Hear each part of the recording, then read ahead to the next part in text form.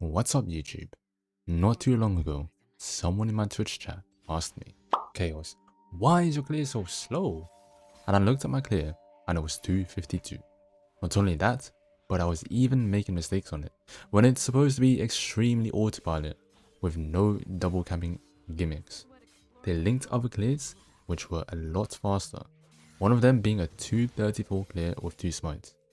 It low-key hurts my ego, but it was also a wake-up call to finally polish my clears, as there's been many changes to Talon and the pets. So thanks to him, I've invented the fastest Talon clear that starts recalling at 232 at best and can reach the river brush at 255.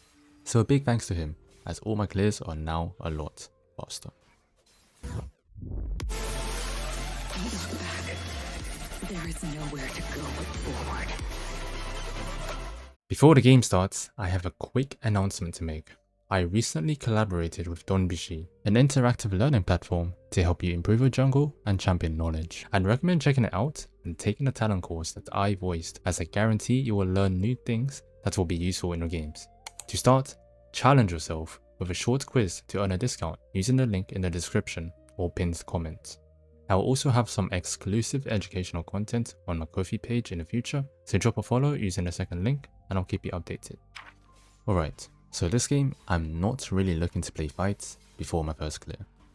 Nidalee is simply stronger at level 3 and 4, and she's a lot more tricky to deal with in a 2v2 or 3v3. So all I want to do is full clear quickly and safely. And besides, I really want to see all the ways this new clear tech can play out, and thankfully we get something huge this game.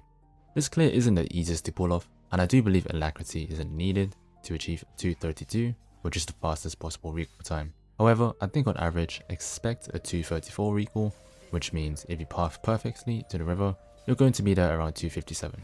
I would say anything before 300 is pretty good. Since this clear is using 2 smites, I would probably recall regardless of the mistakes you made, as you'd be too low HP to go for plays at level 4 as well. Now, the main thing about this clear is that you have 2 long swords and more HP, which means you're much stronger earlier. This means any camp you want to clear or fights you want to take, you'll be insanely stronger. By the way, when you see and clear crab, you should be pinging the opposite crab, just so your team knows the enemy jungler is probably on that side. Something I don't do this time. Now, I got some nice info here by checking enemy raptors, since I didn't see exactly where she started. So instead of camping for the raptor spawn, I'm hovering between mid and raptors to see if a gank can be made. Ahri lands a very nice charm, and I'm waiting for Quinn to retaliate for a trade before I step in to gank or free kill. After this gank, you can see that Nidalee is still showing bot lane. Ahri also used a vision plant on Kha'zix a moment ago, which helped me plan out even further ahead. For some reason, she is pathing to the bot lane pixel brush, so all I have to do is communicate to Ahri to scare her away, which she does nicely. Whether this is an intended fake path to my raptors or not, it doesn't matter. She's losing time, and thanks to my 2 long swords, meaning I clear much faster, and using E like this to gain vision on the Kha'zix so I can use Q instead of using E, I can safely steal Kha'zix despite knowing Nautilus will be here and Nidalee is on her way, turning both into helpless cucks. I almost died later because I was rage baiting her with a recall and vision, but extra mental damage, so it was worth it. And now, jungle is completely won. I'm 2 camps up with a kill, and I have another nice full clear angle with another crab on top of that. There is no way for her to catch up, though I expected her to just flip a dragon here, if not the crab.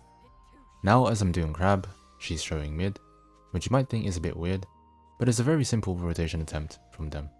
They have Quinn mid, and she has nothing to clear, so I'm simply pinging the one lane that is overextending to be cautious of the Quinn. Once Quinn is on the map, I know I can safely invade. Raptors is of course down by now, so I just casually invade Kha'zix, knowing I have a stronger smite and a level up on her. Now this dive isn't safe to make. I don't know if it's a misplay from Aurora that baited on, or we just masterfully pulled this off, but it worked. What's nice is I get to reset to my red side faster to secure it, as opposed to waiting and stealing the red buff. Now it's simply just another nice fast full clear, which also happens to have another crab spawn at the end of it. Right, please stop making jungle RNG. I don't care about Ocean Drake, as it's the riskiest thing I can go for very little reward. Just maintain my XP and gold tempo lead. Quinn is really low here, so I just go mid and get a quick kill.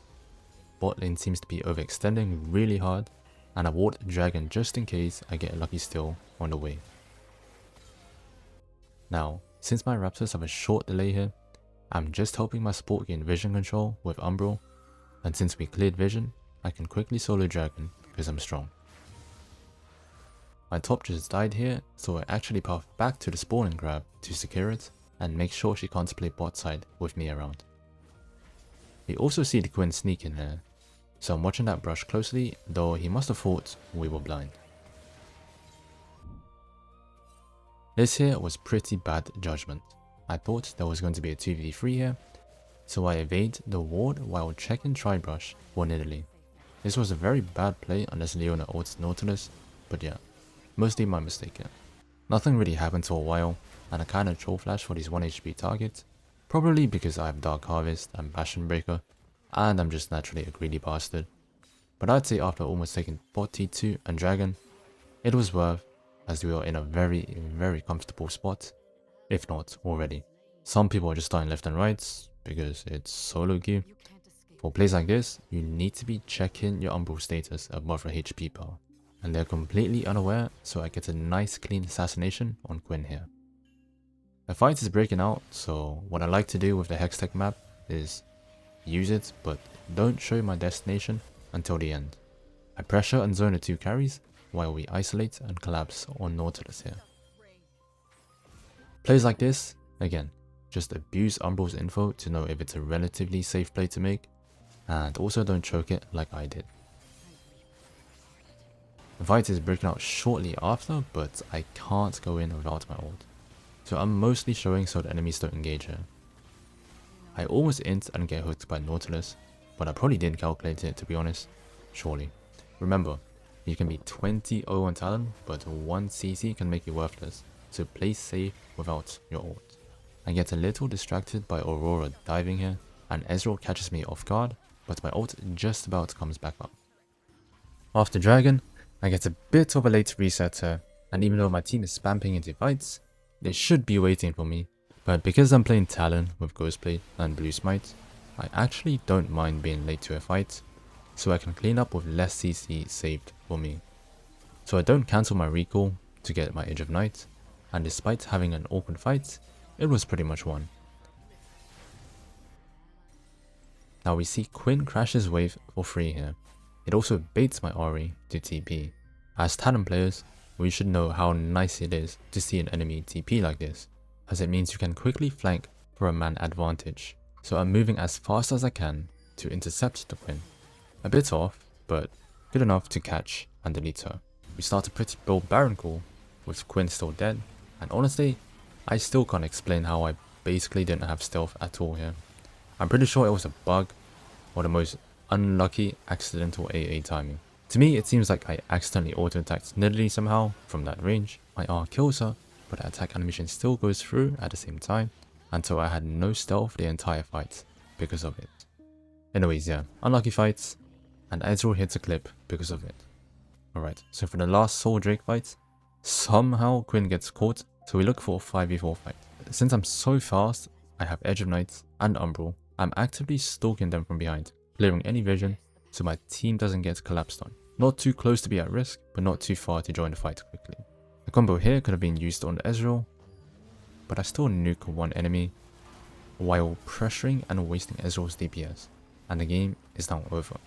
I hope this VOD review video was helpful. I'm really enjoying seeing how my new and improved clears play out, and I'm also starting to play a more traditional Duality Assassin setup, particularly Dark Harvest and Blue Smite.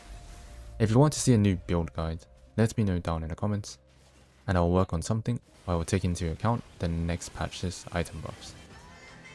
Thanks for watching, see you around, peace.